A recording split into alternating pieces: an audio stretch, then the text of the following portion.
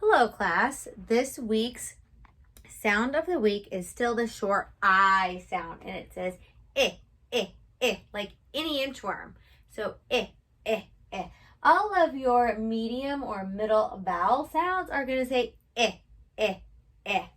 We're learning them with buttons and also on our arms. So the I says the F says f, eh. The H says the I says the M says So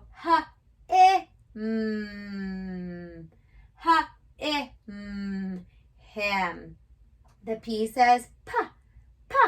The I says The N says So pa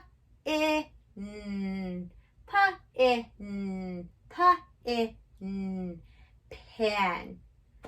We're going to sound these words out all week. You'll also see them on Seesaw and my Bitmoji classroom all week. You'll see that I'm going to ask the kids to bring out their funny arms and show me their funny arms.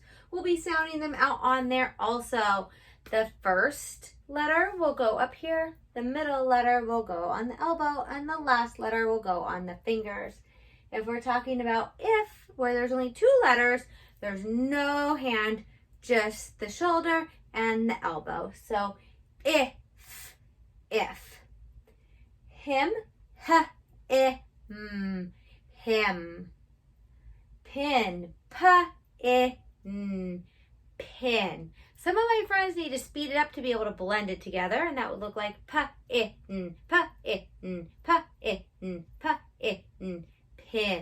Or pin. The letter that we're working on this week is H. We're going to learn the uppercase H and lowercase h. Our H sound goes Henry horse, H. We have an Alpha Friends video on this and a slide in our Bitmoji classroom for the letter H. So if you need more support from either or you were absent that day, make sure you check it out on the Bitmoji classroom. Our sight words for our week are the letter I and he.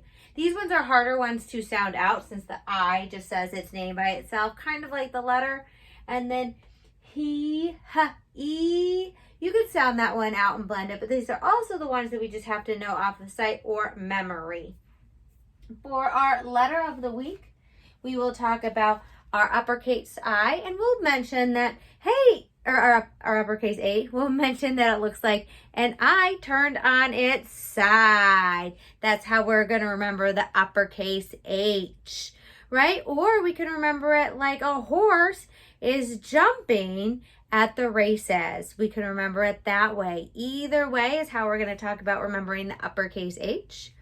The lowercase h, we're going to talk like it's an N, but it's raising its arm up so high because it needs to grab attention. That's how we're going to remember the lowercase h.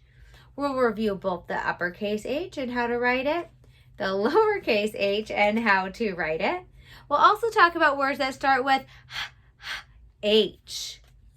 And those would be a helicopter, a hammer, a hand, a hat, a hippo, and a horse. We're also going to talk about that hey. One of our books that we'll be reading this week has hey in it. So we'll also talk about that. I'll ask all the kiddos to grab me something around their house that starts with H, and we'll do a scavenger hunt and a share out for starting with H.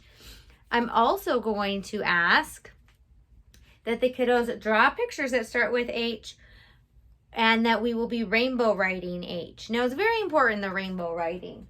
The rainbow writing is not coloring of the letters. For rainbow writing, you need 5 colors. The 5 colors are very, very, very important. You would write your uppercase H with color number 1 and your lowercase h with color number 2. You would trace it in the middle of our bubbles. So when I say rainbow right, this is what I mean.